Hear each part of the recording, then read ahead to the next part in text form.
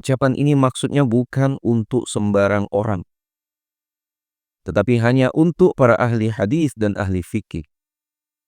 Hal ini ditegaskan oleh Al-Imam Al-Hafiz Ibn Salah bahwa tidak semua faqih boleh mengamalkan hadis yang dinilainya bisa dijadikan hujjah.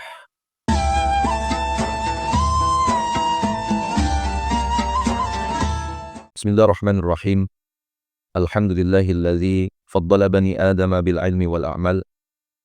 Wassalatu wassalamu ala nabiyina Muhammadin sallallahu alaihi wasallam wa ala alihi wa sahbihi wa tabi'ina lahum bi ihsani ila akhiril ayyam. Asabiku semua, mazhab Syafi'i merupakan jalan tengah antara ahli hadis dan ahli ra'yu. Pendiri mazhab Syafi'i adalah Muhammad bin Idris bin Abbas bin Utsman bin Syafi'i bin Sa'ib bin Ubaid bin Abdu Yazid bin Hashim bin Muttalib bin Abdi Manaf. Nasabnya bermuara kepada Abdu Manaf, kakek buyut Nabi SAW. Asabiku semua, di antara pendiri keempat mazhab fikih yang ada, Imam Syafi'i diakui paling cemerlang. Hafal Al-Quran tak kalah berusia 7 tahun. Dan hafal kitab Al-Muwatta karya Imam Malik umur 10 tahun. Karena kecerdasannya, salah satu gurunya, Mufti Mekah, Muslim bin Khalid Az-Zanji Al-Makki, memberinya ijazah boleh berfatwa pada usia 15 tahun. Imam Asy-Syafi'i juga berguru kepada ulama hadis Madinah, Al-Imam Malik bin Anas. Semua ilmu hadis Imam Malik dikuasai Imam Asy-Syafi'i. Bahkan beliau dengan mudah mengetahui sunnah yang sahih dan yang dhaif. Azabiku semua, para ulama mengakui Imam Asy-Syafi'i di zamannya sebagai orang yang paling paham kitab Allah dan sunnah Rasulullah SAW, serta sangat peduli terhadap setiap hadis. Selain itu dikenal paling menguasai ilmu usul fikih, mursal, mausul, serta perbedaan antara lafaz umum dan khusus. Ucapan Imam Asy-Syafi'i yang masyhur, yaitu, jika sahih sebuah hadis, itulah mazhabku. Menurut para ulama, ucapan ini maksudnya bukan untuk sembarang orang, tetapi hanya untuk para ahli hadis dan ahli fikih. Hal ini ditegaskan oleh Al-Imam Al-Hafiz Ibn Salah bahwa tidak semua faqih boleh mengamalkan hadis yang dinilainya bisa dijadikan hujjah. Dan itu tertera dalam kitab Imam An-Nawawi yang dalam Majmu' Syara' Al-Muhazzab. Artinya, tidak semua hadis, walau sahih sanadnya, bisa diamalkan untuk membangun sebuah hukum halal dan haram. Sebab mengamalkan hadis tanpa didahului kajian yang mendalam tentang status sanad dan isi matanya seringkali menyesatkan pelakunya. Ini ditegaskan oleh ahli hadis Al-Imam Sufyan bin Uyainah yang juga guru Imam Asy-Syafi'i, bahwa hadis itu menyesatkan kecuali bagi para ahli fikih, dalam ma'ana qaul Al-Imam Al-Mutallibi. Asabiku semua, para ahli hadis sangat berterima kasih kepada Imam Asy-Syafi'i karena telah menyusun sebuah kitab istimewa yang berjudul Ar-Risalah. Kitab ini berisi kaedah-kaedah usul fiqh yang memudahkan para ulama memahami makna Al-Quran dan Sunnah, hujjahnya ijma' serta nasikh dan mansukh dari Al-Quran dan hadis. Itu terada dalam Tarikh Baghdad. Sahabat semua dirahmati Allah, Imam Ahmad bin Hanbal berkata bahwa jika bukan karena Imam Asy-Syafi'i, para ahli hadis tidak akan mengetahui fikih hadis. Tertera dalam muqaddimah kitab Ar-Risalah. Ya sahabat semua, di antara keistimewaan Imam Asy-Syafi'i yaitu menguasai 2 madrasah. Pertama, madrasah ahli hadis yang beliau pelajari dari Al-Imam Malik, dan madrasah ahli ar-ra'yu yang beliau dapatkan dari Muhammad bin Hasan Asy-Syaibani, murid Al-Imam Hanafi. Imam Asy-Syafi'i mampu menggabungkan kedua madrasah ini tersebut sehingga mazhabnya sangat kokoh. Pada tahun 195 Hijriah, Imam Asy-Syafi'i pergi ke Baghdad, tempat pengikut mazhab Hanafi. Sehingga banyak ulama yang berputar haluan dari mazhab ahli ra'yu menuju mazhab Asy-Syafi'i. Imam Abu Thawr, seorang fuqaha Baghdad yang ahli ra'yu, pernah ditanya tentang Imam Syafi'i. Beliau menjawab bahwa Imam Asy-Syafi'i lebih faqih dari Muhammad bin Hasan dan Abu Yusuf, murid Imam Abu Hanifah. Juga lebih faqih dari Abu Hanifah dan Hammad, serta lebih faqih dari Ibrahim, Al-Qamah dan Al-Aswad. Tertera dalam kitab Imam Ibnu Mandur, Mukhtasar Tarikh Dimashqi. Sahabatku semua yang dimuliakan Allah. Demikian juga ketika Imam Asy-Syafi'i ke Mesir, di mana di situ banyak pengikut mazhab Maliki, menyebabkan banyak orang pindah ke mazhab Syafi'i. Ya. Sampai-sampai seorang ulama Maliki itu mendoakan agar Imam Asy-Syafi'i cepat meninggal. Ya. Sebab jika tetap hidup, mazhab Maliki akan punah di wilayah tersebut.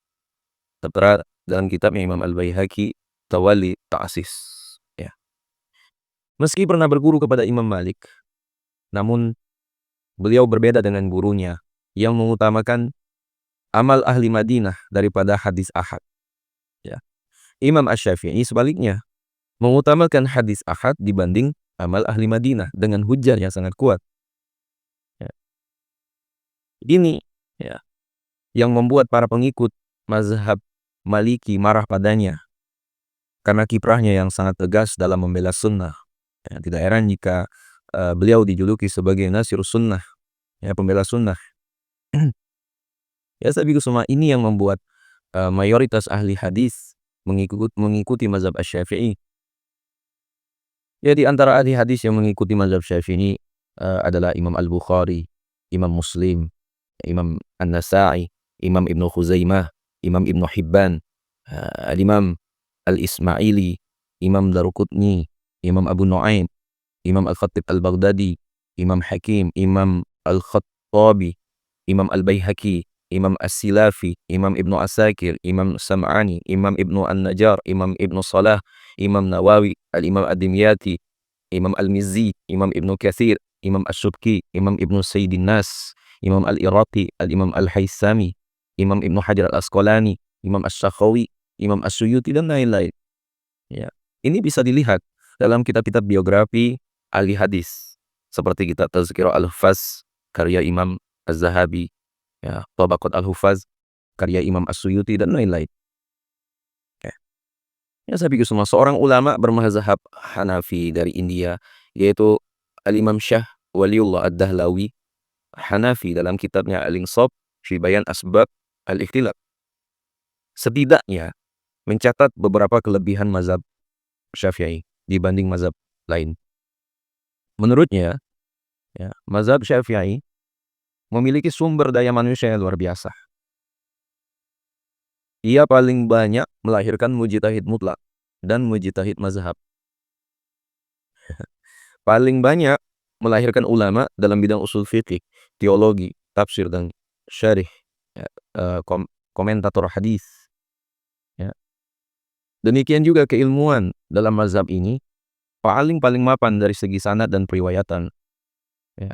Paling kuat dalam menjaga keautentikan teks-teks perkataan imamnya. Paling bagus dalam membedakan antara perkataan Imam Asy-Syafi'i, aqwal al-imam, dengan pandangan murid-muridnya, wujuh al-ashab. Juga paling kreatif dalam menghukumi kuat dan tidaknya sebagian pendapat dengan pendapat yang lain dalam mazhab. Sahabatku semua yang dirahmati Allah, referensi yang dipakai dalam mazhab Syafi'i juga sudah tersusun secara sistematis. Hadis-hadis dan asar yang menjadi sumber materi fikih mazhab Syafi'i telah terkodifikasi dan tertangani dengan baik. Hal ini belum pernah terjadi kepada mazhab fikih yang lain. Sahabatku semua, di antara materi mazhab Syafi'i adalah Al-Muwatta, Sahih Al-Bukhari, Muslim, karya-karya Imam Abu Daud, Imam At-Tirmizi, Imam Ibnu Majah, Imam Ad-Darimi, Imam Nasa'i, Imam Daruqutni, Imam Baihaqi, dan Imam Al-Baghawi. Ya, pengikut mazhab Syafi'i saat ini tersebar di Iran, Irak, Syria, Hijaz, Yaman, Mesir, dan pesisir Afrika sebelah timur, Indonesia, negeri kita tercinta, ya, Malaysia, dan daerah sebelah timur melewati semenanjung India. Nah, jadi ya sabi ke semua dirahmati Allah Subhanahu wa taala. Ya seperti thumbnail yang kami buat, ya inilah keistimewaan dari mazhab Syafi'i. Ya, sebagaimana negeri kita tercinta ini pun ya, mayoritasnya mengikuti mazhab Syafi'i. Ya, maka sekali lagi ayo sama-sama ya, mari kita kulik lagi mazhab Syafi'i itu seperti apa, kita pelajari lagi. Kita cari tahu yang belum tahu. Ya, karena ini penting. Ya, kita mengaku ya, mengikuti mazhab Syafi'i. Kita mengaku sebagai mayoritas pengikut mazhab Syafi'i. Tapi ya, ilmu-ilmu yang disampaikan, ya, bab-bab pemahaman yang disampaikan oleh Imam Asy-Syafi'i itu kita sudah sampai belum? Sudah pernah membaca belum? Sudah pernah mempelajari kepada guru yang menyampaikan belum akan mazhab ini? Nah, jadi sekali lagi ya sahabatku semua, ya pelajari lagi. Ya memang mayoritas di negeri kita tercinta ini mazhabnya Syafi'i. Ya, tapi jangan cuma sekedar mengatakan mayoritas tapi enggak tahu ilmunya, enggak tahu pemahaman mazhab Syafi'i itu seperti apa, dari mulai akidahnya, ya dari mulai hukum muamalahnya, ya kemudian sosialnya, ya enggak usah jauh-jauh lah dari situ. Mengenal biografi beliau saja dulu. Banyak yang tidak tahu kan siapa Imam Syafi'i. Ya, taunya ya saya pengikut mazhab Syafi'i. Ya sahabat semua dirahmati Allah Subhanahu wa taala, ya mungkin itu yang kami sampaikan. Sekiranya video bermanfaat, jangan lupa share pada orang kita cintai, dan juga jangan lupa share ke media sosial kalian yang lainnya agar jauh lebih bermanfaat lagi. Wallahu a'lam. Assalamualaikum warahmatullahi wabarakatuh.